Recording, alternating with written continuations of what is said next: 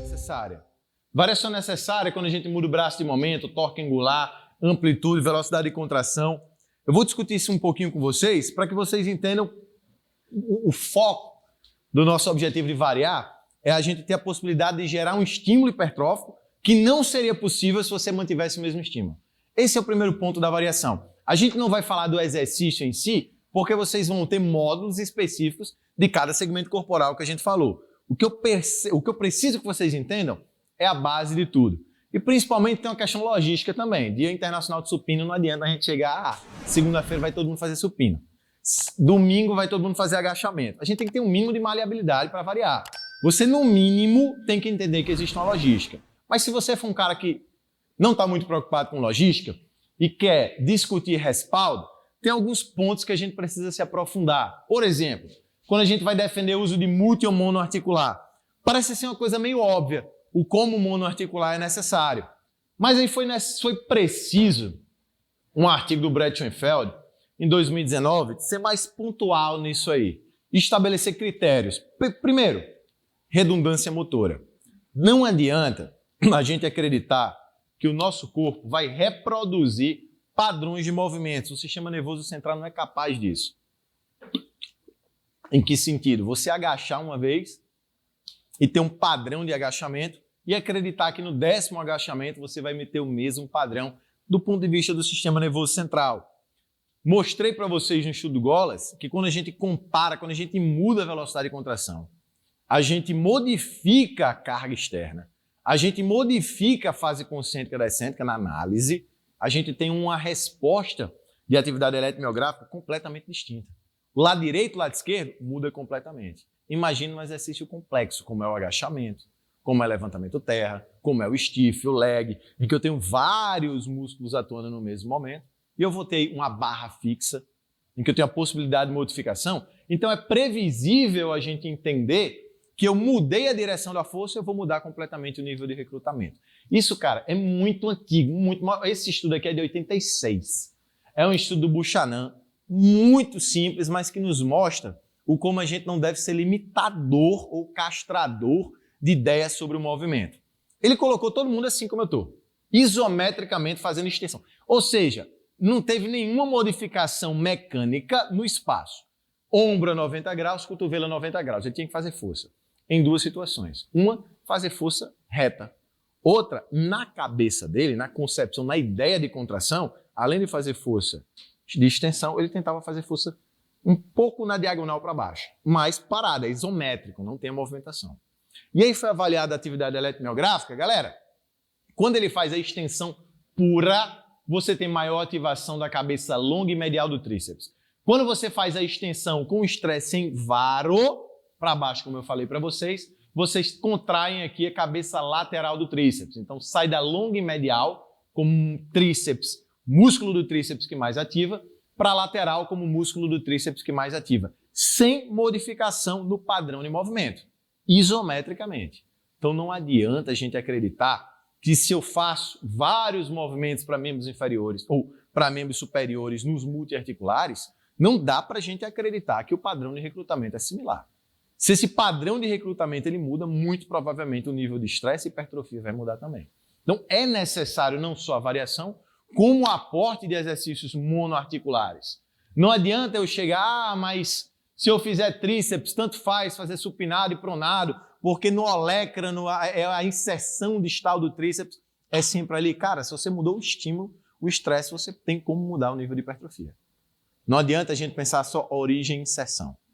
A extensão do cotovelo ali era isométrica, eu mudei a intenção da força, eu mudei o nível de recrutamento. Nosso corpo é assim, ele trabalha com intenção da direção que você quer dar. E se você muda o estímulo, com certeza você tem como modificar o recrutamento e a longo prazo a hipertrofia. E principalmente essas ideias vieram surgir mais ou menos no início da década passada, quando as discussões sobre hipertrofia não homogênea começaram a surgir com mais força. Todo mundo sabe, quando a gente faz um exercício como a extensão do cotovelo, esse aqui que a gente está observando, que a gente hipertrofia tríceps. Até então, década passada, a nossa maior dúvida, 2012, esse foi um estudo pioneiro, é onde é que eu hipertrofio mais? Que eu tenho hipertrofia do tríceps? Eu sei, é óbvio, é evidente. Mas eu hipertrofio por igual? As 3 cabeças? Proximal ou distal? Ou tem diferença? Então, o primeiro ponto de partida que eles começaram a analisar é, se eu analiso de distal a proximal, eu percebo que a porção medial dos 3 tríceps, as 3 cabeças do tríceps, hipertrofiam mais. Então, isso é o primeiro estudo a mostrar. Olha, aparentemente, a gente hipertrofia tudo, porém, em magnitudes distintas. Quando eu penso no tríceps. Quando eu divido as cabeças, aí é que a coisa fica um pouco mais complexa. Por quê? A cabeça lateral, ela hipertrofia muito pouco. Quando eu pego aqui a cabeça longa e medial, parece que elas hipertrofiam mais. Porém, proximalmente, eu tenho muita hipertrofia da cabeça longa. Quando vai para distal, tem alguns momentos que reduz, alguns momentos que aumentam. Por isso que na região medial, quando eu somo as 3 cabeças, eu tenho maior hipertrofia total. Mas as 3 não hipertrofiam de igual maneira. Então esse foi o primeiro estudo a tentar se aprofundar sobre essa razão de hipertrofia não homogênea e tentar justificar, cara, se eu não hipertrofio por igual, o meu tríceps entre as 3 cabeças não hipertrofio por igual de proximal a distal, por que eu tenho que fazer um único exercício? Porque cada exercício você vai ter um ponto maior de estresse. Então, evidentemente, se eu quero ter maior estímulo de hipertrofia distal, a literatura já traz que quando você faz exercícios de maior alongamento, por exemplo, você faz aqui a francesa, você tem maior estresse distal, maior capacidade de hipertrofia distal. Se você quer gerar um estímulo proximal, você pode fazer, por exemplo, um coice. Então, essa variação, que eu não vou entrar no mérito, vocês vão ter, como eu sempre falo, um tópico específico para membro superior, um tópico específico para membro inferior, mas o que você tem que entender é a base.